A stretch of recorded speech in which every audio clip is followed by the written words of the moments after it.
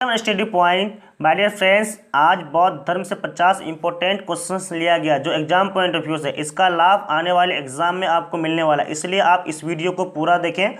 और चलिए सबसे पहला क्वेश्चन स्टार्ट करते हैं। बौद्ध धर्म के संस्थापक कौन थे? तो बौद्ध धर्म के संस्थापक गौतम बुद्ध थे। क्वेश्चन नंबर 2, गौतम बुद्ध का जन्म कब हुआ था?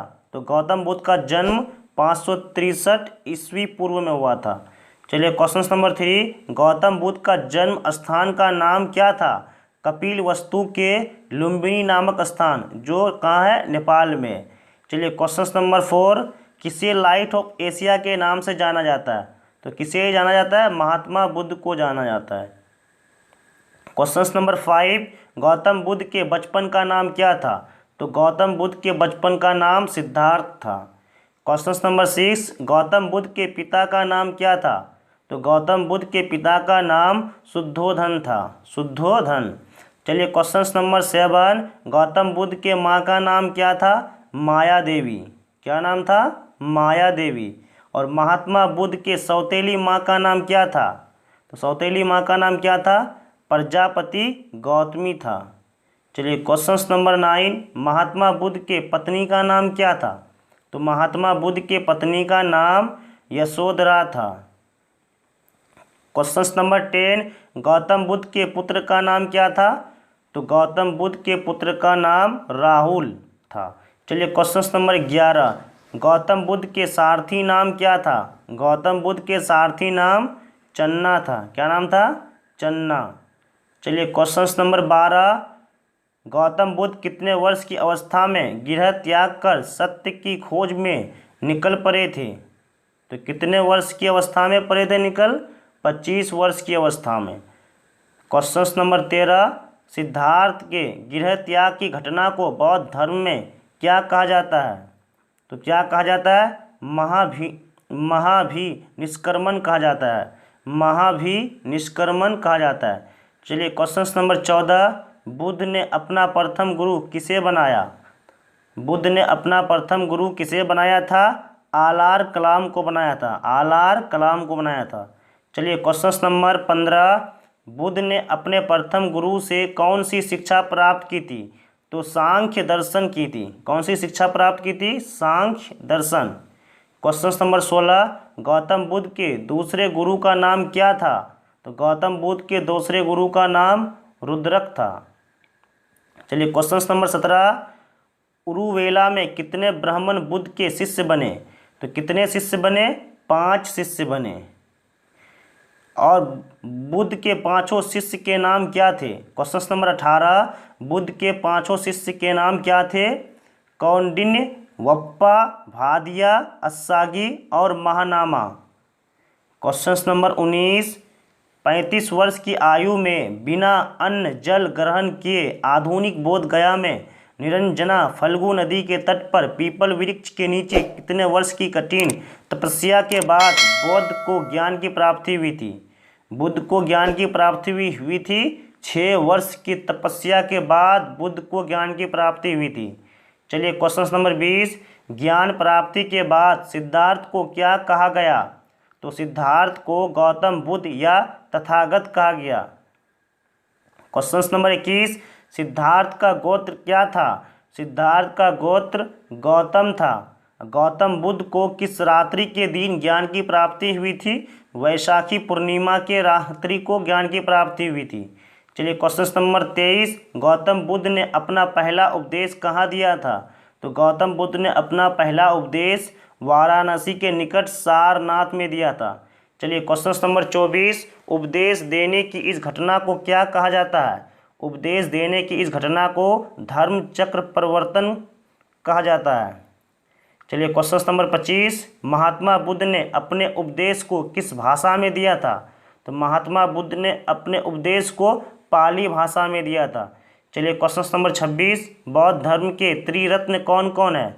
बौद्ध धर्म के त्रिरत्न बुद्ध, धम्म और संघ, 3 ये रत्न हैं। चलिए क्वेश्चन नंबर 27, बौद्ध धर्म में प्रविष्टि को क्या कहा जाता है? तो बौद्ध धर्म में प्रविष्टि को क्या कहा जाता है?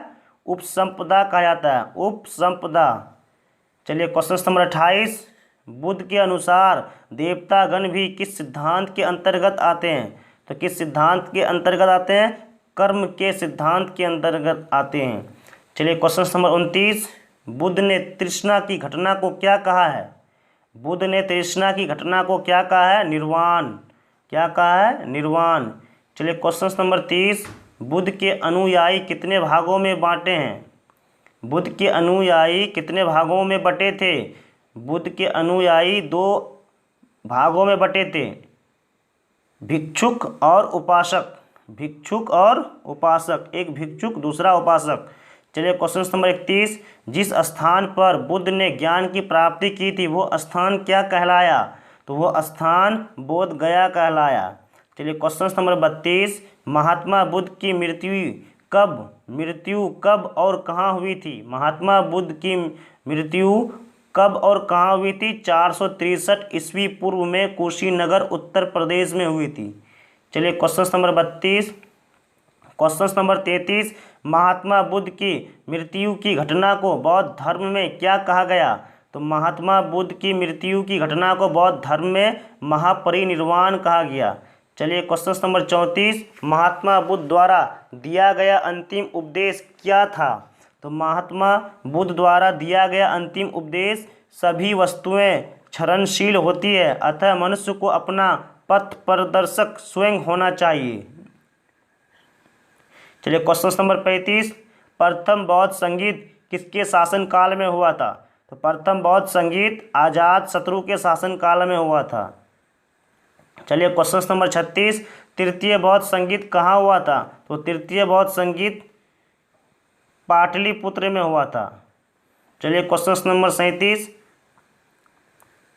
गौतम बुद्ध के सबसे प्रिय और आत्मीय शिष्य कौन थे? तो कौन थे? आनंद। चलिए क्वेश्चन नंबर 38, बौद्ध धर्म को अपनाने वाली प्रथम महिला कौन थी? तो बौद्ध धर्म को अपनाने वाली प्रथम महिला बुद्ध की माँ प्रजापति गौतमी थी। सौतेली माँ बुद्ध की माँ प्रजापति गौतमी थी। चलिए क्वेश्चन नंबर 39, भारत से बाहर बौद्ध धर्म को फैलाने का श्रेय किस राजा को जाता है? तो किस राजा को जाता है? सम्राट अशोक को जाता है। चलिए क्वेश्चन नंबर 40, बुद्ध के प्रथम 2 अनुयायी कौन कौन थे? तो बुद्ध के प्रथम 2 अनुयायी कौन कौन थे? कालिक और तपासु। चलिए क्वेश्चन नंबर 41, बुद्ध की प्रथम मूर्ति कहाँ बना था? तो बुद्ध की प्रथम मूर्ति मथुरा कला में बना था। क्वेश्चन नंबर 42, सबसे अधिक संख्या में बुद्ध की मूर्तियों का निर्माण किस शैली में किया गया था? तो किस शैली में किया गया था? गांधार शैली में किया गया था। चलिए क्वेश्चन नंबर 43, बौद्ध का परम धर्म लक्ष्य है, तो क्या लक्ष्य है? निर्वाण।